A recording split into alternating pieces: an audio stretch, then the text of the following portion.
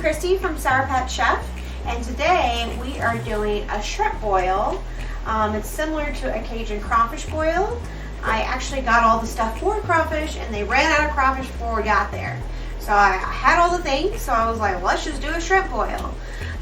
It's a Tuesday night and we're hungry, so we're just going to do it the quick way, and I'll give you some tips along the way to show you how to add more flavor and fun things that you can do.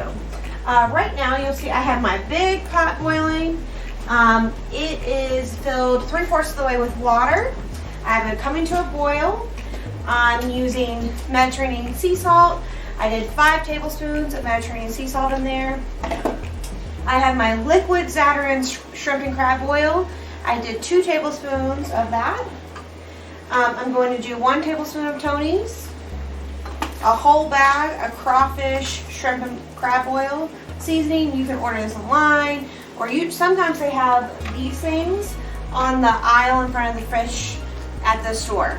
So where you can get the little oyster crackers, stuff like that. The first thing we're going to do, now that the water's boiling, I've got lemons, so I'm going to throw my lemons in. Any aromatics you want to add. So if you wanted to do herbs or anything like that, you could add those now. I'm going to do the lemons, my garlic, and potatoes. And the key is to do it without burning yourself. So closer to the water, even though I know you want to throw it in, but you're going to make a mess. So we have potatoes, lemons, garlic, all of our seasonings in. We're going to put our bay leaves in. We're going to let these potatoes get a head start on cooking for about 20 minutes. In 20 minutes, I'm going to add in my onions, my corn, mushrooms, sausage, get that tender. And once that gets tender, that's when I can cook my shrimp, because the shrimp only cooks for 3 minutes and then we stop. You know, the last thing you want is overcooked, hard to peel shrimp. And you'll notice once you get all your seasonings in, you're going to want to put the lid on and your bins on. Otherwise, your whole family will be coughing and sneezing like I just was because of all that awesome flavor that's in the air now. All right, 20 minutes is up. So what I did is I just added my corn, onions, I'm going to add sausage in here. Sometimes you might have to add more water, so just pay attention to that. I washed the mushrooms off and didn't run them underneath water. What I did is I just wiped them down with some wet paper towels. Some really good tips and tricks for getting more flavor into your shrimp boil is, one, I like to over season. So I put a little bit more seasoning than it calls for because you can't, if you have to sprinkle salt and pepper or Tony's on your food after it's boiled, it's just not the same.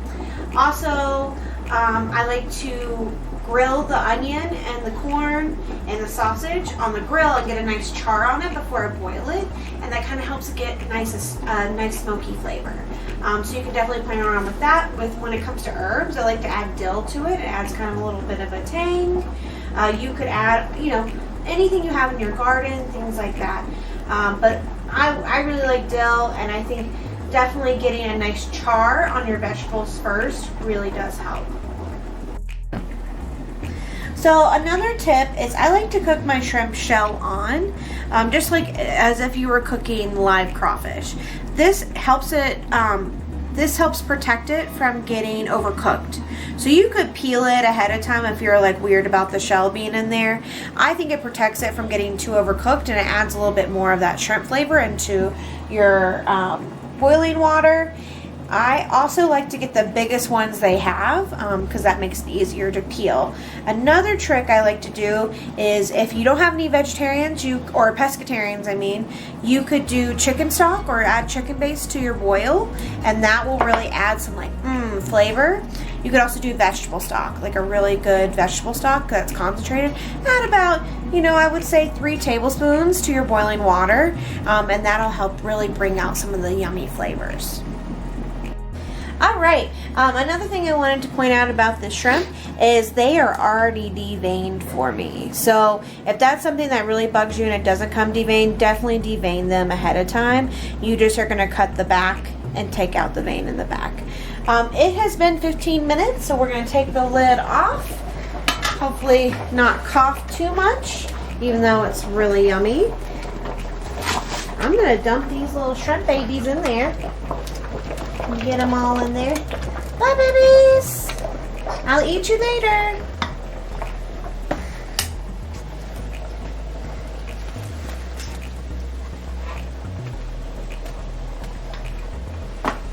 I'm gonna give it a stir. Try to get them all underneath the water. See, I have all those yummy. I put extra corn and potatoes for my husband because he does not eat shrimp. So I trade him shrimp for potatoes, sausage, and corn. I'm gonna put the lid back on, and 3 minutes from now, we are gonna be ready to eat. All right, it's time to get our shrimp boil on. We are ready. As you can see, these shrimp are ready to go. I don't want them to cook anymore, so I'm gonna take my handy dandy pot holder and some tongs, something to get that handle up. And you don't want to do this barefoot like I'm doing right now. You're going to strain out all of the liquid.